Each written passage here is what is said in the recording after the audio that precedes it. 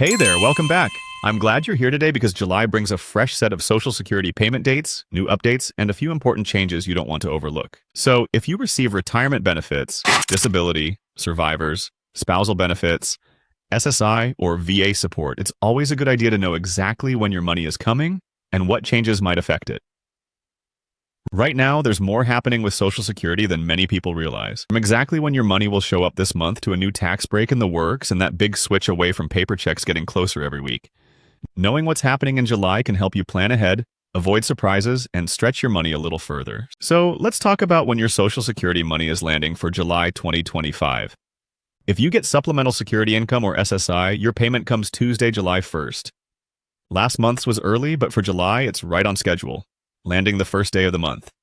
If you get both SSI and a regular Social Security check, or if your Social Security started before May 1997, then your regular benefit is due Thursday, July 3rd. That part stays steady month to month.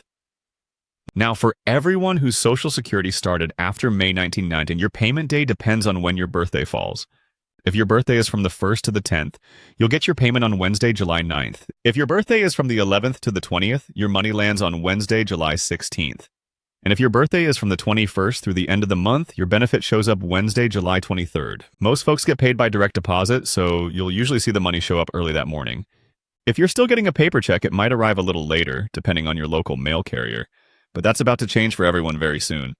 Speaking of paper checks, here's a big reminder. Back in March, President Trump signed an executive order called Modernizing Payments to and from America's Bank Account. It says all federal payments, not just Social Security, but also SSI, SSDI, tax refunds, and vendor payments have to be electronic starting after September 30th this year. Right now, nearly 500,000 people still get their monthly benefit as a paper check. That's about 8% of everyone on Social Security. But come October, that option ends for good.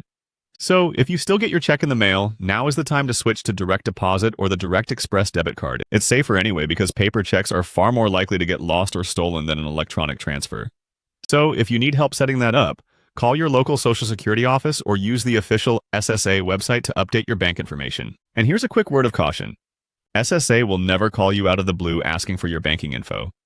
If someone does, hang up and double check by calling SSA directly yourself.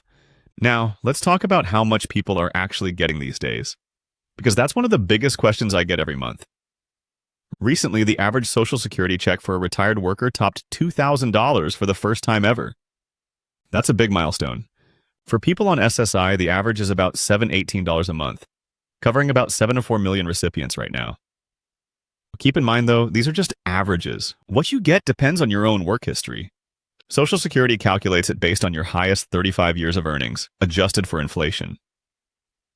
Right now, in 2025, if you retire at the full retirement age of 7, the maximum you could get is $4,018 each month.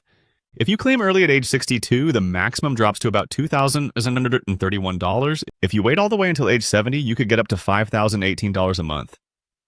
Most folks fall somewhere in the middle, and with living costs still climbing, a lot of seniors say their checks just don't go as far as they used to. The cost of living adjustment, or COLA, helped a bit this year with a bump of about 2.55. Early predictions for next year say we might see another 2.5% to 3% increase, which would mean about $55 more per month for the average retiree.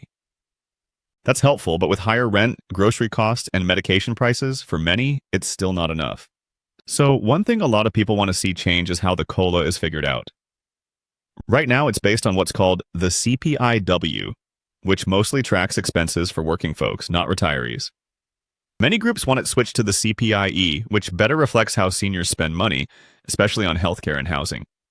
Congress has talked about this for years, but changing that formula always seems to get put off.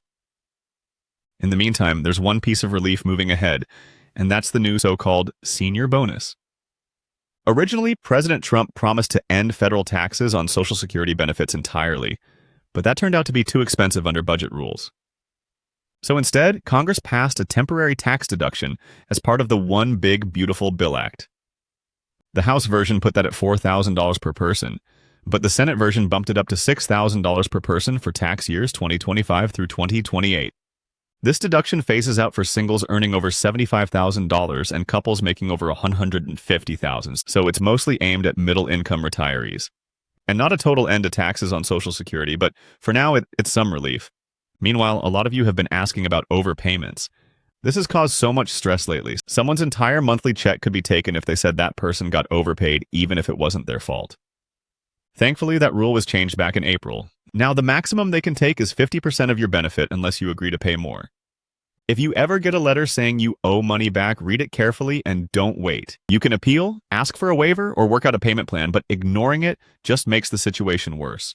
One more thing that's tripping some people up lately is all the new ID checks. Since April, certain applications and benefit changes can get flagged for extra fraud checks, and that sometimes means you have to verify your identity in person. Combine that with SSA losing more than 3,000 employees and closing over 25 offices this year, part of the Department of Government Efficiency. And it's no surprise that wait times and phone hold times are longer than ever. The goal is to modernize and save money, but it does make things harder for people who really need help fastest. So here's what I want you to remember for July. Check your payment date based on your birthday group. Make sure your bank info is up to date so you don't run into problems when paper checks stop after September. And keep an eye on your account on payday to catch any issues early. If you see something off, call SSA right away. Don't wait and hope it fixes itself. Take care of yourself, stay prepared, and thanks for spending a few minutes here with me. I'll see you again soon.